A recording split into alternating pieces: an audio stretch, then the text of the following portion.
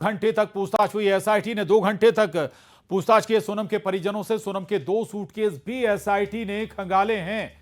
सोनम के व्यवहार और मर्डर मिस्ट्री से जुड़े सवाल किए गए हैं एसआईटी के जरिए। तो एसआईटी ने सोनम के परिवार वालों से, परिजनों से विस्तृत पूछताछ की है। बताया जा रहा है कि 2 घंटे तक लगातार बातचीत की गई है, सवाल पूछे गए हैं सोनम के व्यवहार को लेकर, उसके रवैये को लेकर, उसकी दिनचर्या को लेकर तमाम तरह के सवाल हैं जो सोनम के परिजनों से, भाई से, मां से, पिता से किए गए हैं।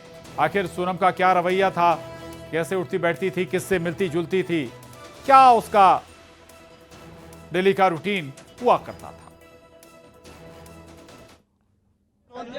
नहीं जानते।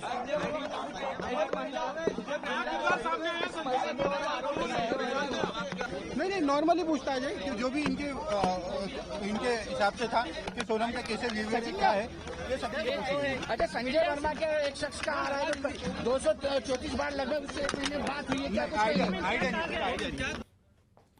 और न्यूज 18 संवाददाता मिथिलेश गुप्ता हमारे साथ जुड़ गए हैं। मिथिलेश, क्या सवाल पूछे गए और क्या उत्तर मिला उनका?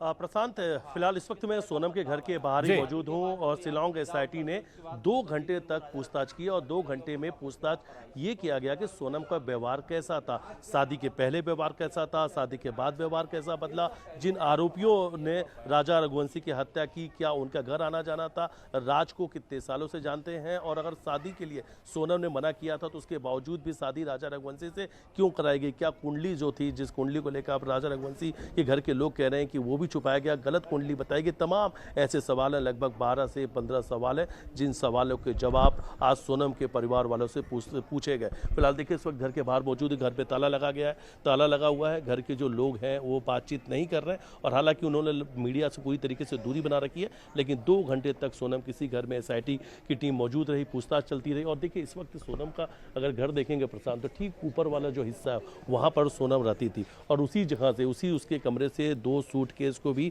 नीचे बुलवाया गया और सूटकेस की जांच की गई। सूटकेस को खंगाला गया और कुछ सामान जो है उसमें सोनम के वो एसआईटी को जब्त करने थे और जब्त करके एसआईटी अपने साथ ले गई। यानी एसआईटी ने जो सोनम से लगातार पूछताछ की थी, पूछताछ में सोनम ने जो कुछ बताया था वो सारे एविडेंस, सारे साक्ष्यों को जुटाने का काम एसआईटी इंदौर में कर रही है। 2 दिनों से एसआईटी ने डेरा डाले हुई है, लगातार वो पूछताछ कर रही है।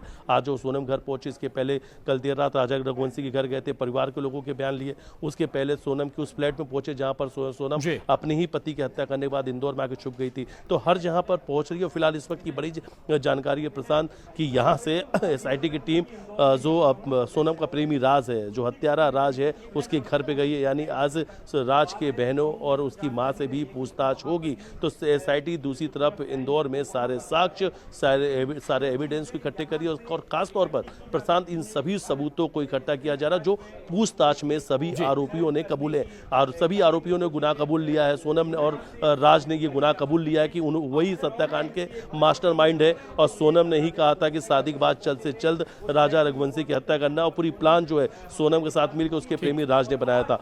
गुनाह कबूल कर लिया है, हत्या के सभी आरोपी जो है गिरफ्तार हो चुके हैं, रिक्रिएशन भी हो चुका है। लेकिन दूसरी तरफ अब सारे एविडेंस इकट्ठे किए जा रहे हैं, यानी कहीं कोई प्रशांत कमी न रह जाए। जब कोर्ट में चालान पेश किया जाए तो इतनी मजबूत तरीके से इस पूरे चालान को पेश किया जाए कि इन्हें कड़ी से कड़ी सजा मिल जाए, कहीं भी कोई भी ऐसी चूक नहीं हो जाए जिसका बेनिफिट इन आरोपियों को मिले। इसलिए एसआईटी टीम जो है वो लगातार गहन तरीके से जांच कर रही है। तमाम छोटे छोटे एविडेंस को भी प्रशांत इकट्ठे किए जा रहे हैं, उस क्लू को इकट्ठे किया जा रहा है, उस साक्ष्य को इकट्ठे किए जा रहे हैं। बहुत सारे जो कड़ियां मिली थी, सारे जो साक्ष्य आए थे उन सबको जोड़े जा रहे हैं। साक्ष्य पुख्ता करते हुए इसके साथ ही फिर आगे मैदान में जाएगी एसआईटी। शुक्रिया आपका इस पूरी जानकारी के लिए, बातचीत के लिए मिथिलेश।